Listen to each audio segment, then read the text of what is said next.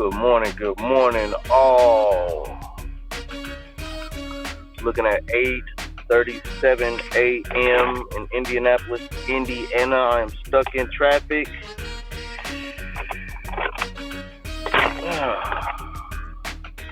Here to give you my synopsis on the NBA Finals. The NBA Western Conference Finals. Game 1, Nuggets versus the Lakers.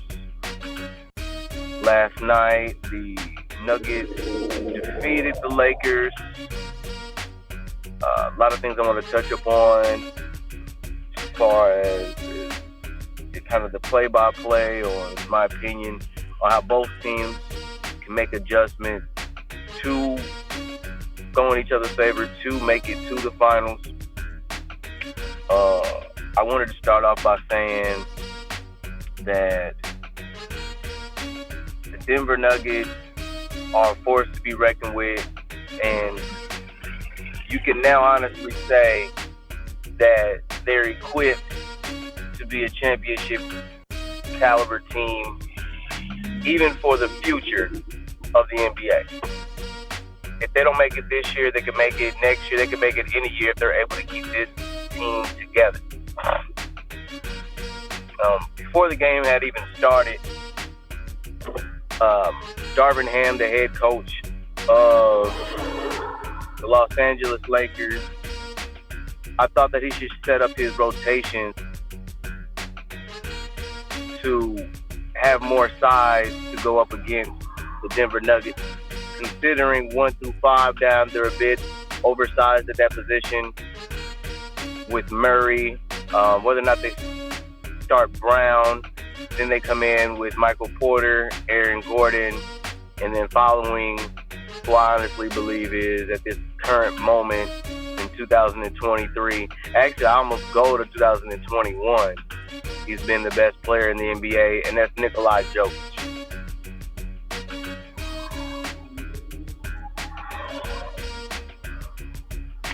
And for the Los Angeles Lakers to put up a good game 1 competitive, even a first half or first quarter against the Denver Nuggets, I would only assume that Mo Bamba or Tristan Thompson would get any bit of playing time. Considering Anthony Davis doesn't particularly like playing the 5 or itself wants to even get physical down there in the paint, which Nikola Jokic, much like none of the big men that we have in the current NBA, in the state of the NBA today, wants to take advantage of their size and matchup to help their team win a game. And then some NBA players have big men that do want to take advantage of their size, but the fucking guards don't even want to give them the ball because they want to shoot the 3-ball. 3-ball helps people. As we can see, the 3-ball didn't help the Golden State Warriors this year enough to combat against the consistent high percentage shot, the volume of high percentage shots that the Lakers put up against them in the Western Conference semifinals. First quarter, pretty much the first half, the Denver Nuggets were just on fire across the board on all cylinders. On the perimeter, on the rebounds. Joker himself had dang near 10 rebounds in the first quarter. Darvin Ham then continued on the entire first half with this small lineup without making any adjustments. Lakers, sporadically, in the 4-quarter span, we're down by 20 points.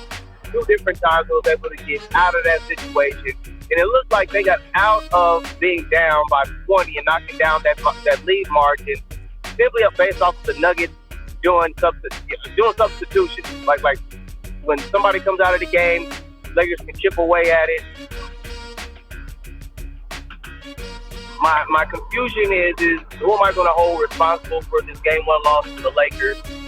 I want to go with Darvin Ham, with him being the head coach, and I'm going to put some responsibility down on LeBron James also because he's known to be a player coach.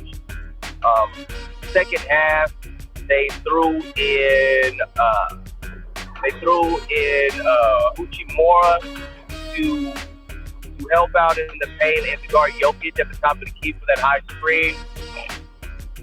It helped give them some more rebounds. I thought that adjustment should have been made early. I thought they should have came in with that. I don't know if the mentality of Darvin Ham is we're not going to show him all of our cards in the first game.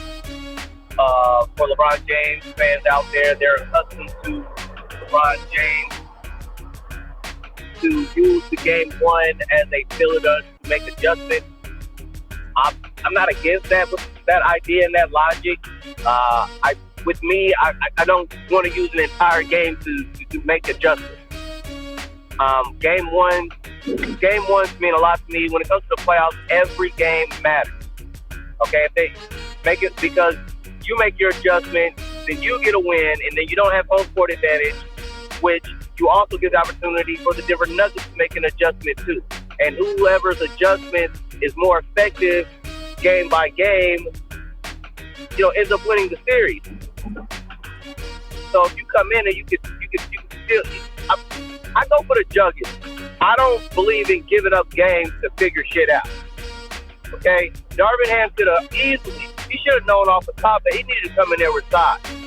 All right, even with Porter, Gordon, and Joker even being in the starting lineup, you should bring in Vanderbilt. You knew you should bring in.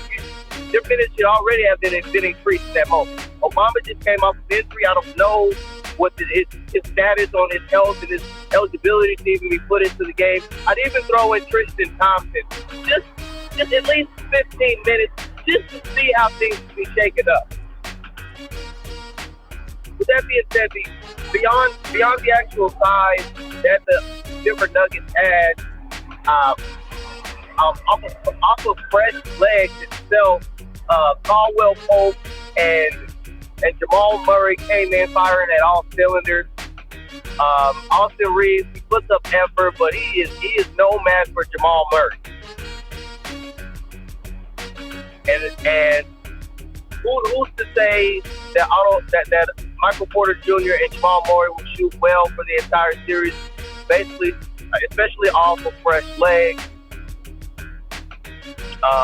It's looking like the focus should be is to contain Murray and Jokic and hope that these role players will be able to consistently be able to put up buckets throughout this Western Conference final. Definitely spent a lot of time looking at the screen, yelling at Darvin Ham and his lineup decisions. It still at the same time doesn't surprise me. Even when they had that horrible roster with Russell Westbrook, I didn't agree with his rotation decisions. I don't know if he's in charge or does he have much to say so on those rotations.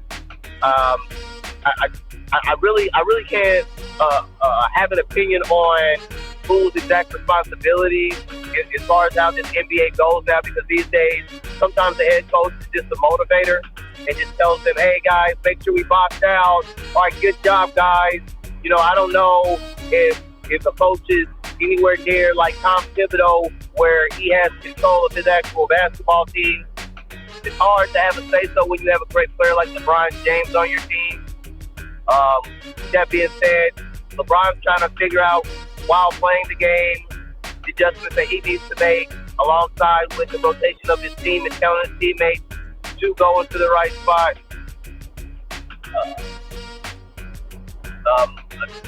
Another opinion, another idea that I'd like to throw into the pool is running a rotating, as I would also throw in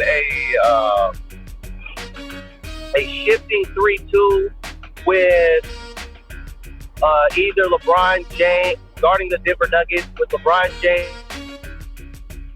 of the 3-2, or if you even want, you could put in Uchimura at the top.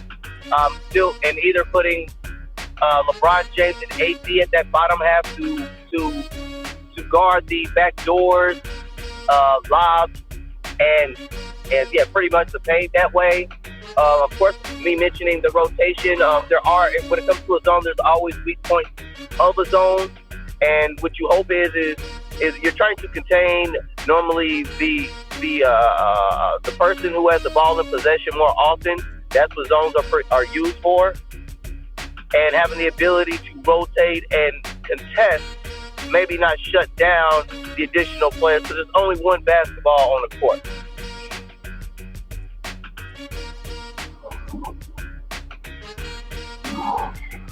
So, with as an amazing coach as Mike Malone is, he makes fast adjustments. He's got the best roster in the NBA.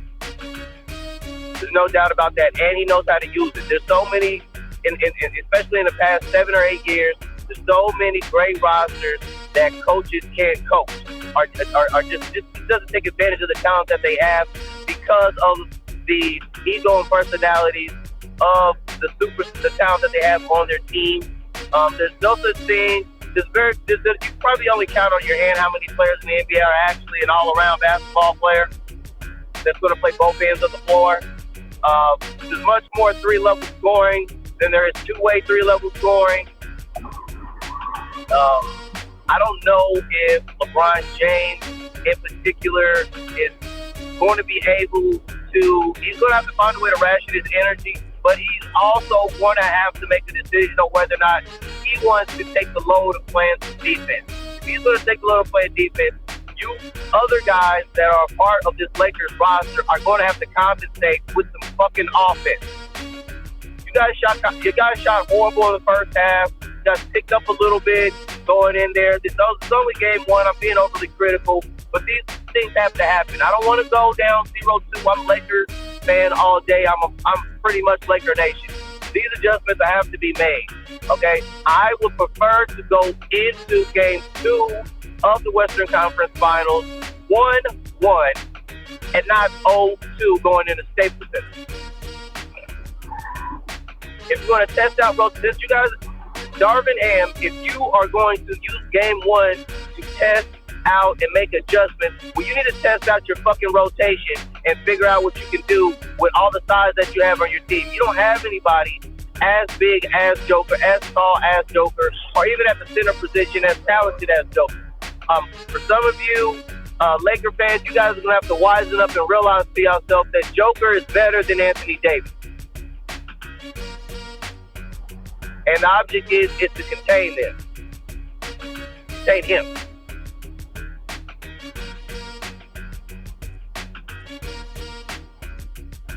I think this is going to be a challenge for the Lakers. This is going to be another huge challenge for LeBron James. In particular, in the past, coaching Greg Popovich's team may not have been the most talented teams, but they were the most coachable teams. They were consistent his roster was consistent at the roles that were being asked of his players, whereas this Denver Nuggets team has the talent and the youth, along with everybody on that roster being coachable. If the Lakers make it to the finals, actually beyond making it to the finals, I think that this is LeBron James' hardest road to the finals that he's had in his career, in comparison to any other road that he's had to get to the finals. I think that you can compare this to, I think that was the year that they had to go through Detroit and the Wizards to go to the final, where he ended up taking a loss to the Spurs in 2007. Again, much adjustments need to be made. If I were the Denver Nuggets, the criticism I have for you guys want to go 2-0 against the Los Angeles Lakers, is if you don't get too complacent, have your guys geared up and be conditioned for a series. You guys have fresh legs in game 1, and you guys were able to hit a lot of shots. These playoffs, if I'm not mistaken, with these being the finals right now in the NBA, you guys might have like one game of rest. some players, it's hard to regain to replenish that energy, play at that same level. For each game would only have one game of rest between each other. Lakers are a bit older and more injury prone. And so you guys are going to have to keep it up on the perimeter.